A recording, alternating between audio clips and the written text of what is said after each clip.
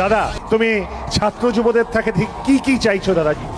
দেখুন, দুটো জিনিস খুব গুরুত্বপূর্ণ। আমি বলবো ডেডিকেশন আর ফোকাস। লক্ষ্যে অবিচল থাকা, দায়ে বায়ে আগে পিছে যাই হোক না কেন আমার লক্ষ্যে আমি অবিচল থাকবো। আমি একটা আপনাকে উদাহরণ দিতে পারি।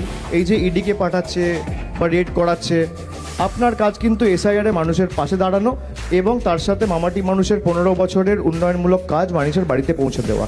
ডেডিকেটেডলি আমাকে ফোকাসড ওয়েতে এই দুটোই করতে হবে, বাকি সব কিন্তু ইররেলেভেন্ট। দেখবেন জল যেভাবে গড়িয়ে যায়, মিথ্যে খবর বা ফেক নিউজের ন্যারেটিভ কিন্তু সেভাবে স্প্রেড করে।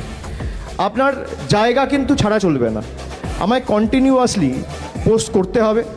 যেখানে ওরা ফেক ন্যারেটিভ বিল্ড করতে চাইছে সেখানে গিয়ে কমেন্ট করতে হবে, ইতিবাচকভাবে করতে হবে এবং যুক্তির মধ্যে তাকে ঘিরতে হবে। আমি যখন দেখব যে আমার মার অস্তিত্ব প্রশ্নের মুখে এবং আমার মার উপর হামলা হচ্ছে, আমি তখন আমার শরীরের শেষ রক্তবিন্দু পর্যন্ত যা করণীয় আমি করব।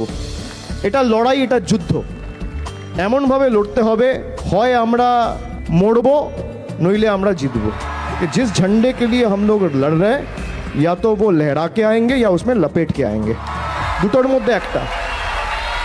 সেই ডেডিকেশন যেন আমি সবার মধ্যে দেখতে পাই।